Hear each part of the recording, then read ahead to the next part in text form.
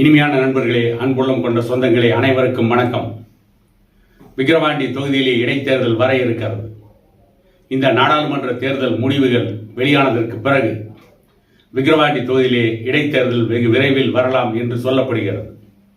விக்கிரவாண்டி தொகுதியின் திமுக எம்எல்ஏவாக இருந்த புகழேந்தி எதிர்பாராத விதமாக அகால மரணம் அடைந்து விட்டதால் அங்கே தேர்தல் வர இருக்கிறது.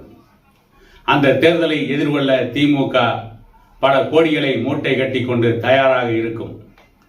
திமுகவின் செல்வாக்கும் இந்த நாடாளுமன்ற தேர்தலிலே சரிகிறது.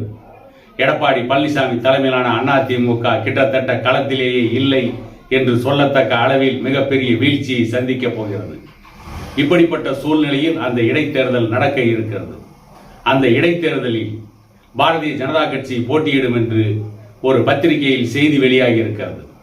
பாரதிய ஜனதா கட்சியின் மாநில துணைத் தலைவர் சக்கரவர்த்தி என்பவர் கூறியிருப்பதாக ஒரு தகவல் வெளியாகி இருக்கிறது.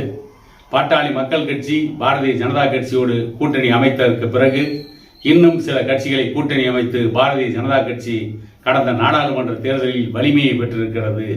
ஆகவே விக்கிரவாண்டி தொகுதியில் பாரதிய ஜனதா கட்சி போட்டியிடுவதற்கு வாய்ப்புகள் அதிகம் என்று பாரதிய ஜனதா கட்சியின் மாநில துணைத் தலைவர் சொன்னதாக ஒரு செய்தி வெளியாகி இருக்கிறது.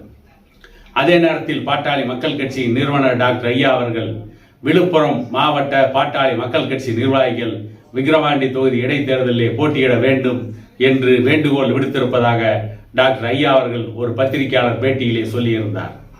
விக்கிரவாண்டி தொகுதியிலே பாட்டாளி மக்கள் கட்சி போட்டியிடுமா போட்டியிடாதா என்பதை பற்றி கூட்டணி கட்சிகளுடன் கலந்து ஆலோசித்து முடிவு அறிவிக்கப்படும் என்று சொல்லியிருக்கிறார்.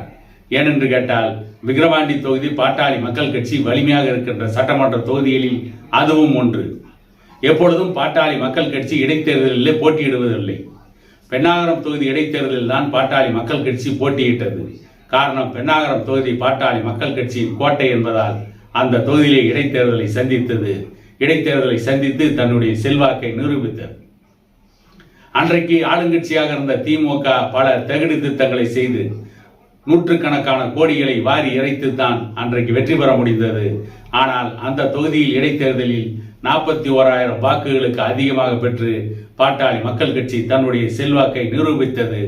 அந்த தொகுதியில் வலிமையான கட்சி என்று சொல்லப்பட்ட அதிமுக ஜெயலலிதா காலத்திலேயே 3ஆம் இடத்திற்கு தள்ளப்பட்டது.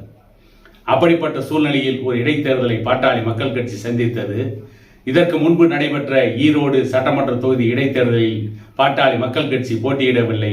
பெரும்பாலும் இடைத்தேர்தல்களில் ஆளுங்கட்சி அதிகார துஷ்பிரயோகம் செய்யும், பணத்தை வாரி இறைக்கும் என்பதால் பெரும்பாலான இடைத்தேர்தல்களில் பாட்டாளி மக்கள் கட்சி போட்டியிடுவதில்லை.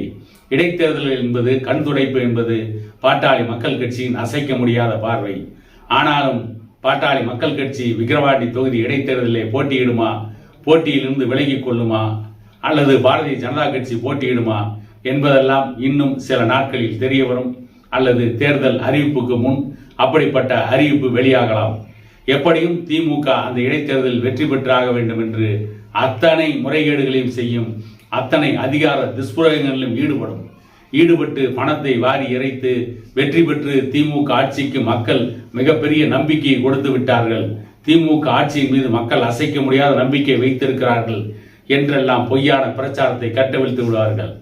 கிட்டத்தட்ட அழிவின் விளிம்பில் நின்று கொண்டிருக்கின்ற எடப்பாடி பழனிசாமி தமிழக வெற்றி கழகம் என்கின்ற ஒரு கட்சி ஆரம்பித்திருக்கின்ற நடிகர் விஜய் இன்னும் சிலரோடு கூட்டணி வைத்து அந்த விக்கிரவாண்டி இடைத்தேர்தலில் போட்டியிட்டு வெற்றி பெற்று விடலாமா என்று கனவு காண்கிறார்.